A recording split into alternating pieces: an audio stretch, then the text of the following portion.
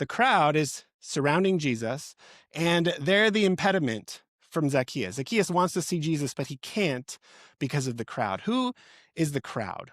Well, they like Jesus. They're thronging around Jesus. They're clinging on his every word. They're seeking some healing, maybe some feeding from him. They really like Jesus. As I think about that, it sounds a lot like the church today. If I were to allegorize this, the crowd, that's us. All right? Aren't we the ones who every single week we gather around Jesus, we sing his songs, we cling on his every word, we seek him for healing and restoration.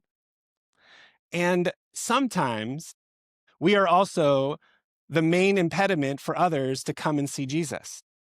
Sometimes people on the outside see Christians, and that's what turns them off to actually going one step further and seeing Jesus himself. It's sad, and to me, as I think about the crowd, it's one of the most challenging parts of this passage. So it's not by any fault of our own. Sometimes I would say it is by our own fault, but we become the very barrier for those on the outside to come in and see Jesus. Just this week, I was at a party, and someone asked me what I do for a living. And I don't know why I said it like this, but I just blurted out, "Oh, I'm a member of the clergy." Blank stares. You're like, what is that word?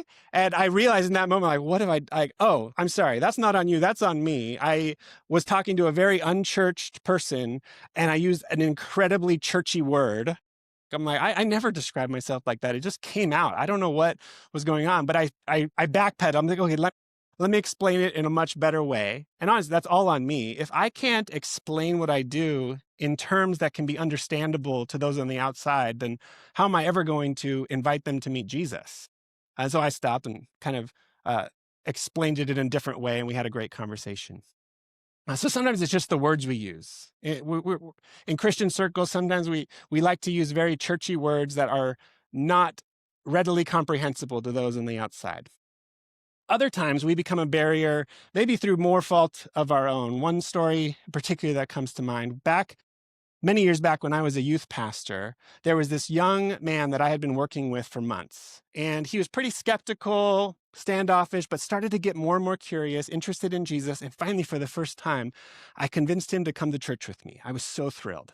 We walk in, and we didn't even get past the threshold of the church when one of the ushers came up. And instead of welcoming this young student, started berating him for how he was dressed. I know. He said, "Oh, you young man, you can't be dressed like that. You got to take off your hat. You're in the Lord's house."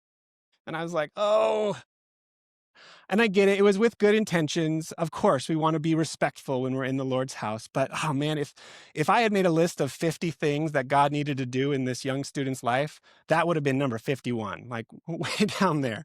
And unfortunately, I looked over at his face, and he, instead of receiving a welcome, he received criticism.